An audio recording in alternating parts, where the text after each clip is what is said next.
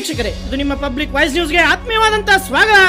ನಾವು ಇವತ್ತು ಧಾರವಾಡದಂತ ಖ್ಯಾತ ಯೂಟ್ಯೂಬರ್ ಆದಂತಹ ಏನು ಮುಕ್ಕಳಪ್ಪ ಎಂಬ ಖ್ಯಾತಿಯಾದಂತ ಅವರ ಮನೆಗೆ ರಾಜ್ಯ ಅಧ್ಯಕ್ಷರಾದಂತಹ ಅಹಿಂದ ಸಂಘಟನೆಯ ರಾಜ್ಯ ಅಧ್ಯಕ್ಷರು ಮುತ್ತಣ್ಣ ಶಿವಳ್ಳಿ ಅವರು ಕೂಡ ಭೇಟಿ ನೀಡಿ ಯಾವುದೇ ಜಾತಿ ಧರ್ಮ ಭೇದವನ್ನ ಮರೆತು ನಾವೆಲ್ಲರೂ ಒಂದಾಗಿರೋಣ ಮತ್ತು ಈ ವ್ಯಕ್ತಿ ಮಾಡಿದಂತ ಕಾನೂನು ಏನಾದರೂ ಹೋರಾಟಗಳಿದ್ರೆ ಅವರು ಮುಂದೆ ಮಾಡಲಿ, ಆದರೆ ಅವರ ತಂದೆ ತಾಯಿಗೆ ಮತ್ತು ಅವರ ಅಣ್ಣ ತಮ್ಮಂದಿರಿಗೂ ಕೂಡ ಪೊಲೀಸ್ ಸೆಕ್ಯೂರಿಟಿ ಮತ್ತು ಅವರಿಗೆ ಯಾವುದೇ ರೀತಿಯಾದಂತಹ ಭಯವ ಆಗಬಾರದು ಅನ್ನುವಂತ ದೃಷ್ಟಿಯಿಂದ ಅವರು ಈ ಮನೆಗೆ ಬಂದು ಅವರಿಗೆ ಸಾಂತ್ವನ ಹೇಳುವಂತ ಕಾರ್ಯವನ್ನು ಮಾಡಿದ್ದಾರೆ. ನಾವಿಲ್ಲಿ ವಿಡಿಯೋದಲ್ಲಿ ತೋರಿಸ್ತಾ ಇದೀವಿ. ಆ ಖ್ಯಾತ ಯೂಟ್ಯೂಬರ್ನ ತಂದೆ ಹಾಗೂ ತಾಯಿ ಅವರಿಗೆ ಸಾಕಷ್ಟು ದುಃಖದಲ್ಲಿಯೂ ಕೂಡ ಇದ್ದಾರೆ. ಅಂತ ದುಃಖದ ಸಮಯದಲ್ಲಿ ಅಹಿಂದ ಸಂಘಟನೆಯ ರಾಜ್ಯಾಧ್ಯಕ್ಷರು ಅವರಿಗೆ ಸಾಂತ್ವನ ಹೇಳುವಂತ ಕಾರ್ಯವನ್ನು ಮಾಡ್ತಾ ಇದ್ದಾರೆ. ನಾವಿವತ್ತು ಅಹಿಂದ ಸಂಘದ ರಾಜ್ಯಾಧ್ಯಕ್ಷರನ್ನ ಮಾತನಾಡಿಸುವಂತ ಪ್ರಯತ್ನ ಕೂಡ ಮಾಡ್ತೀವಿ. ಇವತ್ತು ತಾವು ಏನು ಖ್ಯಾತ ಯೂಟ್ಯೂಬರ್ ಮದುವೆ ಆಗಿರತಕ್ಕಂಥ ವಿಚಾರವನ್ನು ತಿಳಿದು ಅವರ ಮನೆಗೆ ನೀವು ಅವರಿಗೆ ಸಾಂತ್ವನ ಹೇಳಲು ಬಂದಿದ್ರೆ ಏನು ಹೇಳಿಕ್ಕೆ ಇಷ್ಟಪಡ್ತೀರಿ ಮತ್ತು ಧಾರವಾಡ ಜನತೆಗೆ ಏನು ಹೇಳಿಕ್ಕೆ ಇಷ್ಟಪಡ್ತೀರಿ?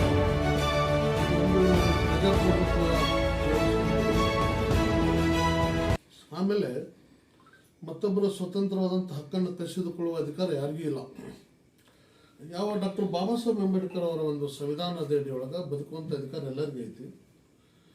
ಆ ಹುಡುಗಿಗೆ 22 ವರ್ಷ ಮುಗಿದೈತಿ. ಈಗ ಮುಗಿದ ಮೇಲೆ ಯಾರು ಕ್ವಾಜಿ ಸಾಬ್ ಸಿರೇಟ್ ಒಬ್ಬ ಬಡ ಕುಟುಂಬದಲ್ಲಿ ಹುಟ್ಟಿದಂಥ ಒಬ್ಬ ಕಲಾವಿದ ಈ ಭಾಗದಲ್ಲಿ ಒಳ್ಳೆಯ ಹೆಸರನ್ನು ಮಾಡಿದ್ದಾನ. ಆಮೇಲೆ ಒಳ್ಳೆಯ ಸಂಸ್ಕೃತಿ ಮನೆತನದಿಂದ ಬಂದಂಥವ್ರು.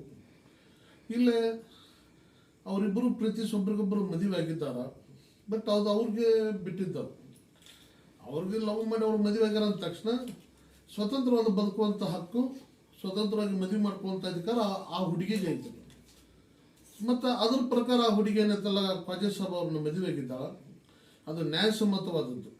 ಆದರೆ ಇಲ್ಲಿ ಸಮಸ್ಯೆ ಬಂದಿದ್ದೇನೋ, ಕ್ವಾಜಿ ಸಾಬ್ ಸಿರಟ್ಟಿ ಮದುವೆ ಆಗಿದ್ದಲ್ಲ, ಅವನ ಹೆಸರು, ಅವನ ಕೀರ್ತಿ ಸಮಾಜದಲ್ಲಿ ಅವ್ರು ಗಳಿಸಿದಂಥ ವ್ಯಕ್ತಿತ್ವ ದೊಡ್ಡದಾಗಿತ್ತಲ್ಲ, ಅದಕ್ಕೆ ಕಪ್ಪು ಮಸಿ ಬಿಡುವಂಥ ಕೆಲಸವನ್ನು ಕಾಣದ ಕೈಗಳು ಮಾಡ್ತಾ ಇದ್ದವು. ನಾನು ಅವ್ರಿಗೆ ಶ್ರೀರಾಮ್ ಸೇನೆ ಇರ್ಬೋದು, ಬಜರಂಗ ದಳದವರು ಇರ್ಬೋದು, ನಾನು ಅವ್ರಲ್ಲಿ ಪ್ರಶ್ನೆಯನ್ನು ಮಾಡ್ತಾ ಇದ್ದೇನೆ. ನಾನು ಕೂಡ ಒಬ್ಬ ರಾಷ್ಟ್ರೀಯ ಹಿಂದ ಸಂಘಟನೆ ಒಬ್ಬ ರಾಜ್ಯಾಧ್ಯಕ್ಷನಾಗಿ ನಮ್ಮ ಸಂಘಟನೆ ಕೂಡ ರಾಜ್ಯವ್ಯಾಪಿ ಕೂಡ ಬಲಿಷ್ಠವಾಗಿದೆ. ರಾಷ್ಟ್ರೀಯ ಹಿಂದ ಸಂಘಟನೆ ಯಾವ ಕ್ವಾಜಿ ಸಾಬ್ ಸಿರಟ್ಟಿ ಅವರ ತಂದೆ ತಾಯಿಗೆ ಮತ್ತು ಅವರ ತಮ್ಮಗಳಿಗೆ ನಾವು ಸಂಪೂರ್ಣ ಸಹಕಾರದ ಜೊತೆಗೆ ನಾವೆಲ್ಲರೂ ಇವ್ರ ಜೊತೆ ಇರ್ತೀವಿ. ಮತ್ತು ನಾಳೆ ನಾನು ಮೊನ್ನೆ SP ಸಾಹೇಬರು ಕೂಡ ಭೇಟಿಯಾಗಿ ಇವ್ರ ಮನೆಗೆ ಸೂಕ್ತ ಬಂದೋಬಸ್ತ್ ಕೊಡುವಂಥ ವ್ಯವಸ್ಥೆಯನ್ನು ಮಾಡಲಿಕ್ಕೆ ಕೂಡ ನಾನು ಒತ್ತಾಯವನ್ನು ಮಾಡ್ತಾ ಇದ್ದೇನೆ. ಇಲ್ಲಿ ಯಾರು ಹೆದರುವಂಥ ಅವಶ್ಯಕತೆ ಇಲ್ಲ. ಈ ದೇಶದಲ್ಲಿರ್ತಕ್ಕಂಥ ಜ್ವಲಂತ ಸಮಸ್ಯೆಗಳ ಬಗ್ಗೆ ಮಾತನಾಡಬೇಕು.